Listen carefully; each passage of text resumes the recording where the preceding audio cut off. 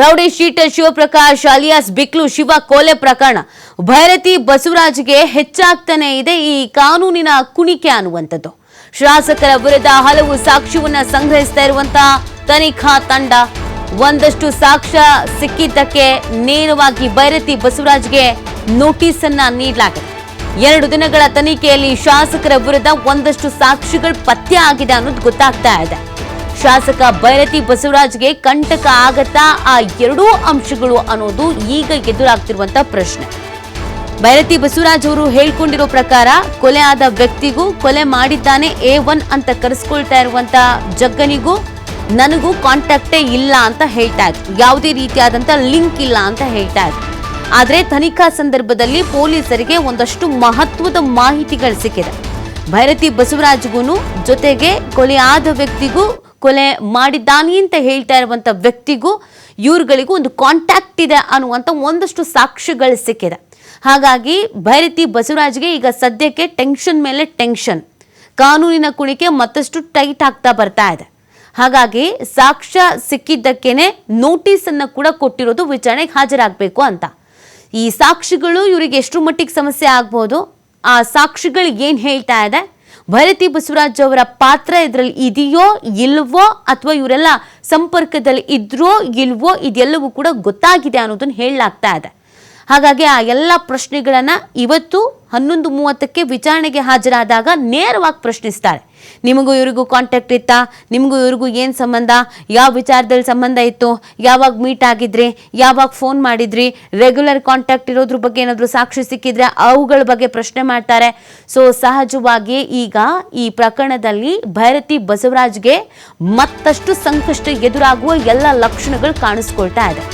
A1 ಸಂಪರ್ಕವೇ ಶಾಸಕ ಭೈರತಿಗೆ ಸಂಕಷ್ಟ ತರುತ್ತಾ ಅನ್ನೋದೊಂದು ಪ್ರಶ್ನೆ. ಹಲವು ವರ್ಷಗಳಿಂದ ಭೈರತಿ ಜೊತೆಗೆ A1 ಜಗದೀಶ್ ಸಂಪರ್ಕವನ್ನ ಹೊಂದಿದ್ದಾನೆ ಅನ್ನೋದನ್ನ ಹೇಳಲಾಗ್ತಾ ಇದೆ. ಭೈರತಿ ಬಸವರಾಜ್ಗೆ ಅತ್ಯಾಪ್ತನಾಗಿರುವಂತ ಮಾಜಿ ರೌಡಿ ಶೀಟರ್ ಜಗ್ಗ ಕೆಲ ಠಾಣೆಗಳಲ್ಲಿ ಜಗ್ಗನ ಪರ ಮಾತನಾಡಿ ಕೆಲಸವನ್ನ ಮಾಡಿಸಿದ್ರ ಶಾಸಕ ಅನ್ನೋ ಅನುಮಾನ ಕೂಡ ಇದೆ. ಅಲ್ಲದೆ ತಮ್ಮ ಕೆಲಸಗಳಿಗೂ ಜಗ್ಗನನ್ನ ಬಳಸಿಕೊಂಡಿರೋದ್ರ ಬಗ್ಗೆ ಮಾಹಿತಿ ಇದೆ. ಈಗಾಗಲೇ ಭೈರತಿ ಬಸವರಾಜ್ ಜಗ್ಗನ ಮಾಹಿತಿಯನ್ನ ಪೊಲೀಸರು ಕೆದಕಿದ್ದಾರೆ. ಕಳೆದ 10 ವರ್ಷದ ಹಿಸ್ಟರಿಯನ್ನ ಕೆದಕಿದ್ದಾರೆ ಭಾರತೀನಗರ ಪೊಲೀಸರು. ಭೈರತಿ ಬಸವರಾಜ್ಗೂ ಜಗ್ಗನಿಗೂ ಸಂಪರ್ಕದ ಬಗ್ಗೆ ಕೆಲ ಮಾಹಿತಿ ಲಭ್ಯವಾಗಿದೆ ಅನ್ನೋದನ್ನು ಹೇಳಲಾಗ್ತಾ ಇದೆ. ಈ ಕೊಲೆಯ ಆರೋಪಿ A1 ಈತನಿಗೂ ಮತ್ತು ಭೈರತಿ ಬಸವರಾಜ್ಗೂ ಕೂಡ ಸುಮಾರು 10 ವರ್ಷಗಳಿಂದ ಒಂದು ಒಡನಾಟ ಇದೆ ಅನ್ನೋದು ಪೊಲೀಸರಿಗೆ ತನಿಖಾ ಸಂದರ್ಭದಲ್ಲಿ ಗೊತ್ತಾಗಿದೆ. ಮತ್ತೆ ಕೆಲವೊಂದು ಸಾಕ್ಷಿಗಳು ಕೂಡ ಇದಕ್ಕೆ ಸಿಕ್ಕಿದೆ ಅನ್ನೋದನ್ನ ಹೇಳಲಾಗ್ತಾ ಇದೆ.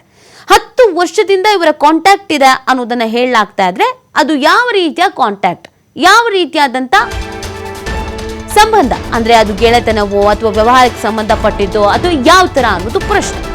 ಫೆಬ್ರವರಿಯಲ್ಲಿ ಶಾಸಕರ ವಿರುದ್ಧ ಆರೋಪವನ್ನ ಮಾಡಿದ್ದ ಬಿಕ್ಲು ಶಿವ ಕೊಲೆ ಬೆದರಿಕೆ ಎಂದು ಭೈರತಿ ಬಸವರಾಜ್ ಜಗ್ಗನ ವಿರುದ್ಧವೇ ದೂರು ಕೊಡಲಾಗಿತ್ತು. ನನ್ನ ಜೀವಕ್ಕೆ ಏನಾದ್ರೂ ಆದ್ರೆ ಶಾಸಕರೇ ಹೊಣೆ ಅಂತ ದೂರು ನೀಡಲಾಗಿತ್ತು.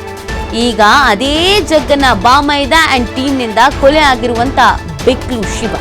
ಹೀಗಾಗಿ ಜಮೀನಿನ ವಿಚಾರವಾಗಿಯೇ ಕೊಲೆ ಎಂಬ ಆಯಾಮದಲ್ಲಿ ತನಿಖೆಯನ್ನು ಮಾಡಲಾಗಿದೆ. ಜನವರಿಯಿಂದ ಕೊಲೆ ನಡೆಯುವವರೆಗೆ ಸಂಪರ್ಕದ ಬಗ್ಗೆ ಮಾಹಿತಿಯನ್ನು ಸಂಗ್ರಹಿಸ್ತಾ ಇದ್ದಾರೆ. ಜಗ್ಗ ಹಾಗೂ ಶಾಸಕ ಭೈರತಿ ಬಸವರಾಜ್ ಸಂಪರ್ಕದ ಮಾಹಿತಿಯನ್ನು ಸಂಗ್ರಹಿಸಲಾಗ್ತಾ ಇದೆ. ಇಬ್ಬರ call details, tower dump location ತೆಗೆಸ್ತಾ ಇದ್ದಾರೆ ಪೊಲೀಸರು. ನೋಡಿ, ಇತ್ತೀಚಿನ ಕೆಲವು ಮರ್ಡರ್ ಕೇಸಸ್ಗಳನ್ನ ನಾವು ನೋಡ್ತಾ ಇದ್ವಿ. ಈ ಎಲ್ಲ ಮರ್ಡರ್ ಕೇಸಸ್ಗಳಲ್ಲಿ ಇವರ ಟವರ್ ಲೊಕೇಶನ್ಸ್ಗಳು, ಇವರ ಫೋನ್ ಕಾಲ್ಸ್ಗಳು, ಇವರು ಎಲ್ಲೆಲ್ಲಿ ಓಡಾಡಿದ್ದಾರೆ, ಜೊತೆಯಾಗಿ ಎಲ್ಲೆಲ್ಲಿ ಇವರ ಟವರ್ ಲೊಕೇಶನ್ಸ್ಗಳು ಪತ್ತೆ ಆಗಿದೆ, ಎಷ್ಟು ಹೊತ್ತು ಮಾತಾಡ್ತಾ ಇದ್ರು, ಎಷ್ಟು ದಿನಕ್ಕೊಮ್ಮೆ ಮಾತಾಡ್ತಾ ಇದ್ರು, ರೆಗ್ಯುಲರ್ ಆಗಿ ಕಾಂಟ್ಯಾಕ್ಟ್ ಅಲ್ಲಿ ಇದ್ರ, ಸೊ ಇದೆಲ್ಲವನ್ನು ಕೂಡ ಡೀಟೇಲ್ಸ್ನ ತೆಗೆದುಕೊಂಡಿದ್ದಾರೆ ಪೊಲೀಸರು ಅನ್ನೋದ್ರ ಬಗ್ಗೆ ಮಾಹಿತಿ ಸಿಗ್ತಾ ಇದೆ. ಹಾಗಾಗಿ ಈ ಪ್ರಕರಣದಲ್ಲಿ ಭೈರತಿ ಬಸವರಾಜ್ಗೆ ಮತ್ತಷ್ಟು ಎದೆಬಡಿತ ಹೆಚ್ಚಾಗುವಂತ ಸಾಧ್ಯತೆಗಳು ಇದೆ. ಇವತ್ತು 11:30ಕ್ಕೆ ವಿಚಾರಣೆಗೆ ಬಂದಂತ ಸಂದರ್ಭದಲ್ಲಿ ಈ ಎಲ್ಲಾ ಪ್ರಶ್ನೆಗಳನ್ನ ಇಡ್ತಾರೆ. ನಿಮಗೂ ಅವರಿಗೂ ಕಾಂಟ್ಯಾಕ್ಟ್ ಇದೆಯಾ ಅಂತ. ಇಲ್ಲ ಅಂದಾಗ ಹಾಗಿದ್ರೆ ಇದೇನು ಅಂತ ಸಾಕ್ಷಿಗಳನ್ನ ತೋರಿಸುವ ಸಾಧ್ಯತೆಗಳಿದೆ. ಆಗ ಒಂದ್ ವೇಳೆ ಇವರು ಕಕ್ಕಾಬಿಕ್ಕಿಯಾಗಿ ಉತ್ತರ ಕೊಡ್ಲಿಕ್ಕೆ ಕಷ್ಟ ಆಯ್ತು ಅಂತಂದ್ರೆ ವಿಚಾರಣೆಯನ್ನ ಮುಂದುವರಿಸಬೇಕು ಅಂತ ಅನ್ಸಿದ್ರೆ ವಶಕ್ಕೆ ಪಡೆದುಕೊಳ್ಳಬಹುದಾದ ಸಾಧ್ಯತೆಗಳು ಇದೆ. ಸೊ ಕಾನೂನಿನಲ್ಲಿ ಆ ಪ್ರಕ್ರಿಯೆ ಹೇಗೆ ನಡೆಯುತ್ತೆ ಅನ್ನೋದ್ರ ಬಗ್ಗೆ ಮಾಹಿತಿ ಸಿಗಬೇಕಾಗತ್ತೆ. ನೋಡಿ, ಭೈರತಿ ಬಸವರಾಜ್ಗೆ ಈ ಮುಖಾಂತರವಾಗಿ ಟೆನ್ಷನ್ ಮೇಲೆ ಟೆನ್ಷನ್ ಏನಾಗುತ್ತೋ ಅಂತ. ಕಾನೂನು ಹೋರಾಟದಲ್ಲಿ ಮೊದಲನೇದಾಗಿ ಹಿನ್ನಡೆ ಆಗ್ಬಿಟ್ಟಿದೆ. ಸೊ ಈಗ ಮತ್ತೆ ಅವರು ಇನ್ಯಾವ ಥರ ಹೋರಾಟ ಮಾಡ್ತಾರೆ ನೋಡಬೇಕು.